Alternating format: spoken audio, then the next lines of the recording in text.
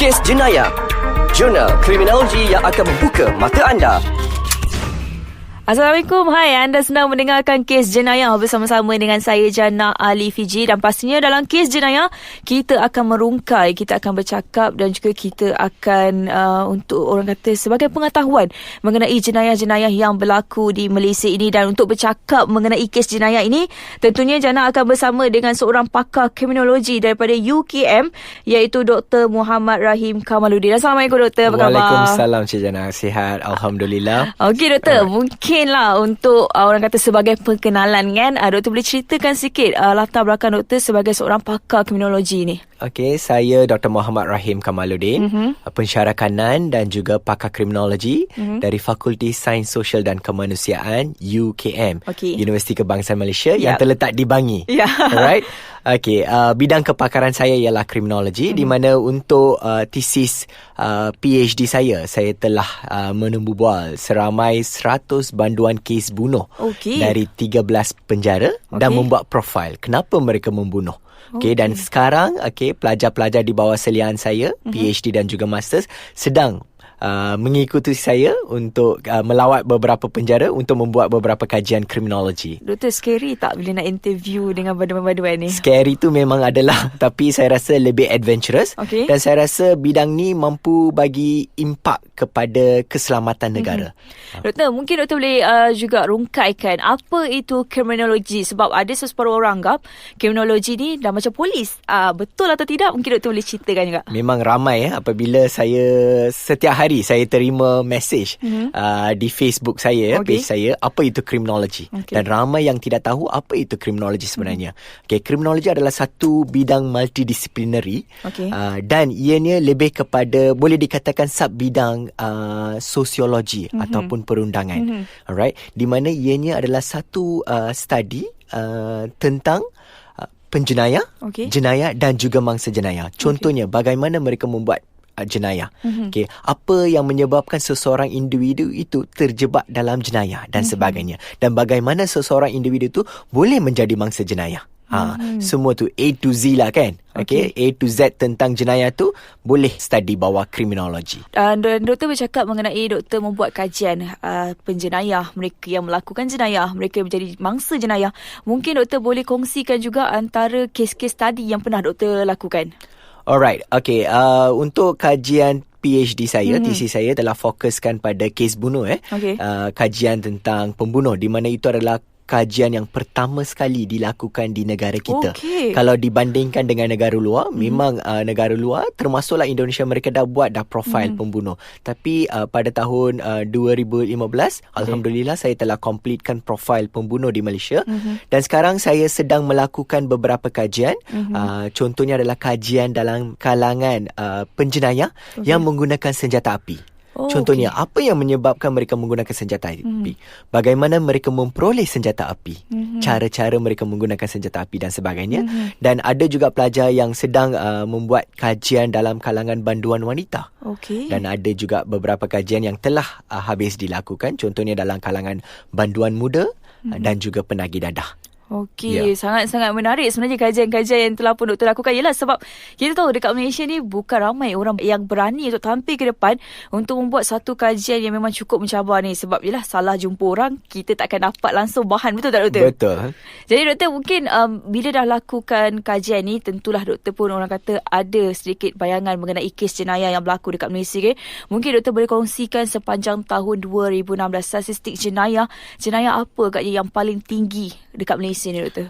Kalau kita kategorikan indeks jenayah mengikut Polis Diraja Malaysia, kita boleh kategorikan kepada dua indeks yang utama, iaitu jenayah kekerasan dan juga jenayah harta benda. Dan sudah tentunya lah jenayah harta benda tahapnya adalah lebih tinggi daripada jenayah kekerasan. Tetapi impak di mana masyarakat masih beranggapan jenayah kekerasan tu masih tinggi. Mungkin disebabkan impak tu.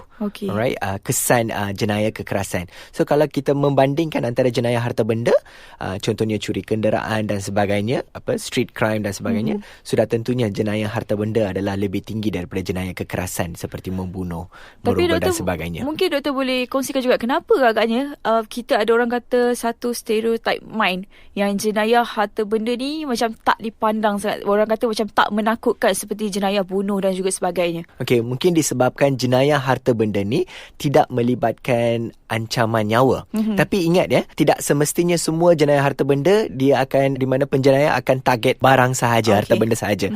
Ada beberapa kes, in fact banyak kes di mana jenayah harta benda diikuti pula dengan jenayah kekerasan. Saya rasa mengikut perspektif saya, pendapat saya lah, kedua-dua jenayah ni adalah berbahaya. So kita sebagai rakyat Malaysia perlu melindungi kita daripada menjadi mangsa jenayah kekerasan ataupun harta benda. Betul tu doktor. Dan doktor, pastinya ada macam-macam lagi yang kita nak bincangkan selepas ini. Kita nak berehat dahulu, jangan ke mana-mana. Anda masih lagi mendengarkan Kes Jenayah bersama-sama dengan saya Jana Ali Fiji dan juga pakar kriminologi daripada UKM Bangi, iaitu Dr. Muhammad Rahim Kamaluddin. Jadi doktor, tadi kita dah bercakap mengenai jenayah harta benda, jenayah kekerasan, jenayah yang melibatkan nyawa dan sebagainya. Saya tertarik bila doktor kata mengenai jenayah harta benda tak semestinya melibatkan nyawa. Adakah doktor cuba untuk berkata mengenai jenayah harta benda yang melibatkan nyawa ni seperti kes ragut ataupun macam mana doktor? Yang orang kata jenayah harta benda ni boleh melibatkan nyawa sebenarnya. Ya, contohnya dalam kes ragut dalam kes ragut di mana mereka ragut sehingga mengheret mangsa dan mangsa meninggal dunia. Ataupun mereka samun, masuk rumah, contohnya samun, dan niat mereka adalah hanya untuk mencuri sahaja, mencuri wang, barangan emas dan barangan kemas dan sebagainya. Dan pernah berlaku kes di mana pencuri ataupun penjenayah itu tetap mangsa di rumah itu. Mungkin kerana gabra, takut menyebabkan mereka dan juga untuk melindungi dia sendiri. Apabila dia tahu dia tidak boleh melepaskan diri sendiri, dia akan sanggup membunuh. Sebab kenapa dia boleh membunuh adalah kebanyakan penjenayah apabila mereka melakukan kecurian ataupun samun, selalunya mereka di bawah pengaruh dadah. Maksudnya mereka tak normal lah. Ya. Alright. So mereka akan rasa lebih confident dan rasa empati dengan simpati tidak ada dekat situ. So mereka sanggup membunuh. Jadi doktor, kalau kita nak imbas balik jenayah yang berlaku sepanjang tahun 2016, mungkin jenayah apa yang doktor boleh katakan sesuatu yang berlaku yang mengejutkan, yang mungkin kita tak pernah terfikir tetapi berlaku dekat Malaysia? Banyak kes yang berprofil tinggi dan juga beberapa kes yang hangat telah berlaku, telah dicatatkan pada tahun 2016. Dan salah satu kes yang membuka mata masyarakat awam adalah kes pedofilia oleh pelaku pedofilia iaitu Richard Hacker. Right, di mana ramai kanak-kanak Malaysia telah menjadi mangsa pedofilia. Sehingga sampai sekarang pihak kerajaan dan juga beberapa badan NGO bertungkus lumus untuk mengadakan beberapa jenis bentuk seminar untuk memberi kesedaran kepada masyarakat tentang pedofilia. Dan selain jenayah pedofilia ini, satu lagi kes jenayah yang mendapat perhatian media dan juga policy makers ialah love scam. Di mana banyak kerugian telah dialami oleh mangsa love scam, dan apa yang menghairankan adalah mangsa-mangsanya adalah orang yang berpendidikan tinggi dan berprofesional. So love scam lah salah satu jenayah yang mendapat perhatian daripada media dan juga masyarakat pada tahun lepas. Jadi doktor, bila kita dah menginjak masuk tahun 2017 ni, mungkin doktor boleh kongsikan juga untuk beberapa bulan pertama tahun 2017 ni, jenayah-jenayah yang berlaku. Ada tak orang kata kes yang berprofil tinggi dah pun berlaku di awal-awal tahun ni? Alright, sudah semestinya baru-baru ini kes yang melibatkan mangsa Korea pembunuhan mangsa Korea itu adalah salah satu kes profil tinggi yang telah berlaku di Malaysia. Dan selain itu, saya juga nak highlightkan kes love scam di mana pada bulan Februari ada juga berita tentang di mana banyak lagi kes love scam yang masih berlaku di Malaysia. Itu menunjukkan masyarakat, terutamanya wanita, masih kurang sedar tentang cara perlakuan cara pelaku love scam ni bertindak. So saya rasa itu adalah satu antara sampai sehingga bulan Mac ni antara beberapa kes yang dapat perhatian.